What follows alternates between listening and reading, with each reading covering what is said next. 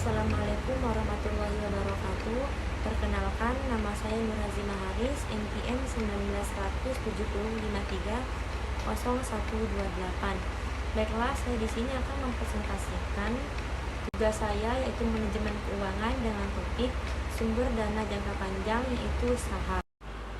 Saham adalah surat berharga yang menunjukkan bagian kepemilikan atas suatu perusahaan, atau didefinisikan juga sebagai tanda penyertaan modal seseorang atau pihak badan usaha pada suatu perusahaan atau perseroan terbatas. Keuntungan investasi saham: yang pertama, tidak ada batasan minimal modal. Jadi untuk berinvestasi tidak ada batasan dana yang kita keluarkan untuk memulai berinvestasi. Yang kedua, cocok untuk siapa saja. Jadi dalam berinvestasi itu kita tidak perlu mempunyai kemampuan pengetahuan finansial tentang saham tersebut.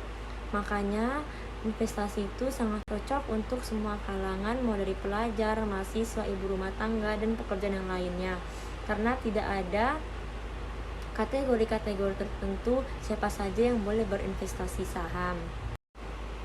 Yang ketiga, return yang paling tinggi.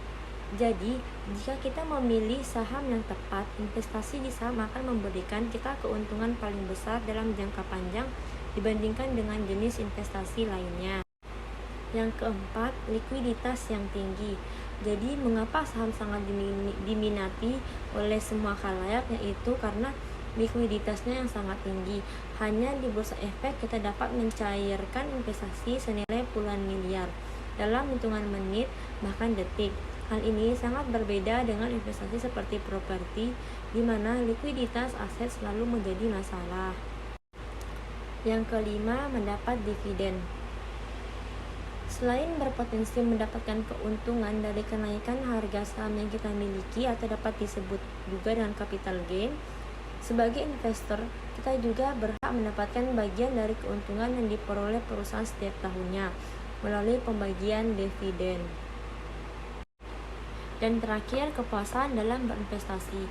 Selain kita mendapatkan keuntungan dan dividen yang kita peroleh, kita juga memiliki rasa puas dalam berinvestasi sebagai investor.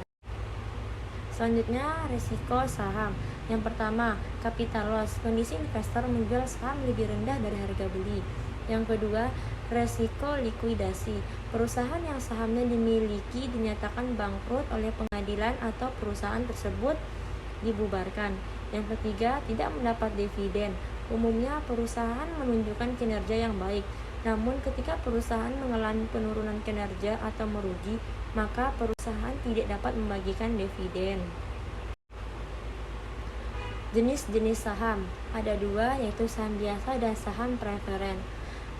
Saham biasa adalah surat berharga komersial dalam bentuk piagam atau sertifikat yang menyatakan kepemilikan investor atas saham yang dibelinya dari sebuah perusahaan. Saham biasa. Pemegang saham biasa merupakan pemilik murni perusahaan. Pendapatan pemegang saham akan berubah sesuai dengan perubahan laba yang diperoleh perusahaan. Pendapatan yang diterima oleh pemegang saham biasa merupakan kelebihan pendapatan atas biaya-biaya. Pemegang saham punya hak suara dalam RUPS, yaitu Rapat Umum Pemegang Saham. Hak pemegang saham biasa. Yang pertama, hak kepemilikan atau control of the firm. Hak yang tercermin dalam voting right yang dimiliki investor dalam RUPS. Yang kedua, preemptive right. Hak investor saham biasa untuk didahulukan dalam pembelian saham baru dan diterbitkan oleh perusahaan secara proporsional. Dan yang terakhir, hak kepemilikan dividen. Selanjutnya adalah saham preferen atau preference stock, adalah jenis saham yang memberikan prioritas lebih kepada pemiliknya atas aset dan laba perusahaan. Saham preferen merupakan gabungan antara obligasi dan saham biasa yang menghasilkan pendapatan tetap bagi pemegangnya. Saham preferen, pemiliknya akan memiliki hak lebih dalam hal pembagian dividen dibanding pemegang saham biasa. Saham preferen tidak diperjualbelikan pada Bursa Efek. Pemilik saham preferen akan menerima dividen sesuai dengan yang ditentukan. Risiko dari saham preferen yaitu rendah. Perbedaan saham biasa dan saham preferen, yaitu saham biasa mendapatkan hak untuk memilih direksi dan kebijakan tertentu, sedangkan saham preferen tidak, kecuali dalam situasi tertentu. Dividen pada saham biasa tergantung kinerja perusahaan, sementara saham preferen sudah ditetapkan dividennya. Selanjutnya, jika perusahaan gulung tikar atau likuiditas dalam hal pengembalian investasi, pemegang saham preferen yang diutamakan dibanding dengan pemegang saham biasa. Dan terakhir, pada pemegang saham biasa diberikan hak untuk memesan kembali sehingga dapat memelihara proporsi kepemilikan perusahaan. Kalau saham preferen tidak ada hak untuk memesan kembali. Selanjutnya, right offering atau penawaran hak. Yang pertama, hak yang dimiliki oleh pemegang saham lama untuk membeli saham baru. Yang kedua, jumlah saham right yang ditawarkan dihitung secara proporsional sesuai dengan presentasi saham lama yang dimiliki.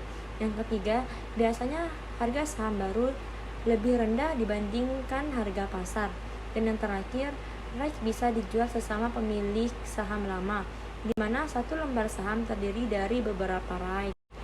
Contoh soal, sebuah perusahaan memiliki 660 lembar saham yang beredar dan dijual pada harga $150 per lembar. Untuk membiayai proyek baru, perusahaan perlu mencari tambahan dana senilai $11 juta dan ingin melakukan dengan right offering. Harga subscription-nya atas saham baru adalah $50 per lembar. Harga subscription yaitu harga penerbitan ditentukan di bawah harga pasar senilai $11 juta dan ingin melakukan dengan right offering. Harga subscription-nya atas saham baru adalah $50 per lembar. Harga subscription yaitu harga penerbitan ditentukan di bawah harga pasar sekarang adalah untuk menjamin terjualnya semua saham baru. Yang ditanya, tentukanlah berapa banyak saham baru yang harus dikeluarkan untuk mendapatkan dana yang diinginkan. Yang kedua, berapakah jumlah right yang diperlukan untuk membeli satu lembar saham? Dan yang ketiga, berapakah nilai teoritis dari satu right?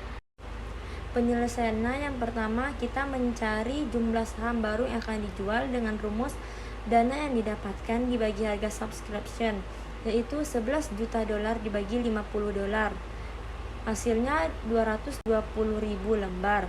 Yang kedua, jumlah right yang diperlukan untuk membeli satu saham dengan rumus jumlah saham yang beredar semula dibagi saham baru yang akan dijual, yaitu 660.000 dibagi 220.000. Hasilnya 3 right per lembar saham. Dan yang terakhir, kita mencari nilai teoritis satu right, yang rumusnya harga pasar saham X right dikurang harga subscription dibagi jumlah right yang diperlukan. Sebelum menentukan nilai teoritis satu right, kita harus mencari harga pasar saham X right dengan rumus jumlah saham lama dikali harga saham ditambah dana yang dibutuhkan dibagi jumlah saham beredar yang lama ditambah jumlah saham baru.